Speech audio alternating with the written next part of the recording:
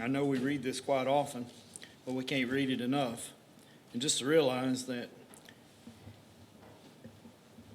this was prophesied so many years prior to the death of Christ upon the cross, and it was reflect upon the cross, we know that this was prophesied and that it came to be.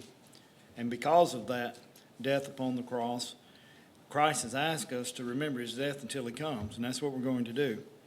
When we realize it happened, he did it for us, and we, every first day of the week, partake of the Lord's Supper to remember that death and that sacrifice that he made for us. And let's remember that this morning as we partake. As we read from the book of Isaiah, chapter 53, we'll read all 12 verses. Who hath believed our report? To whom is the arm of the Lord revealed? For he shall grow up before him as a tender plant, and as a root out of dry ground. He hath no form nor comeliness. And when we shall see him, there is no beauty that we should desire him. He is despised and rejected of men, a man of sorrows and acquainted with grief. And we hid as it were our faces from him. He was despised, and we esteemed him not. Surely he hath borne our griefs and carried our sorrows.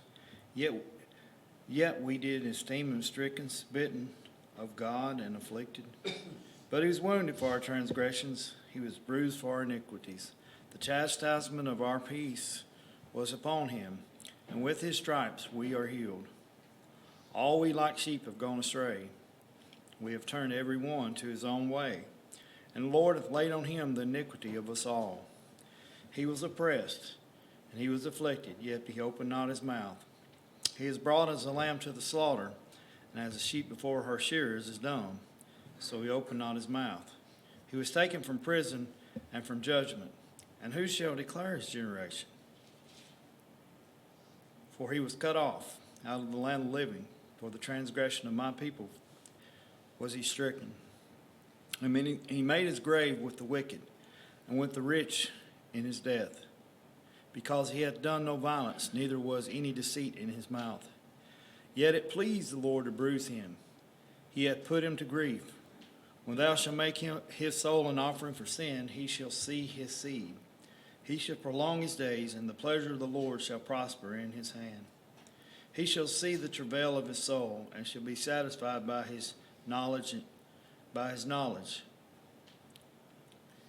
Start all over, verse 11. He shall see the travail of his soul, and shall be satisfied. By his knowledge shall my righteous servant justify many, for he shall bear their iniquities. Therefore will I divide him a portion with the great, and he shall divide the spoil with the strong. Because he hath poured out his soul unto death, and he was numbered with the transgressors, for he bare the sin of many, and made intercession for the transgressors.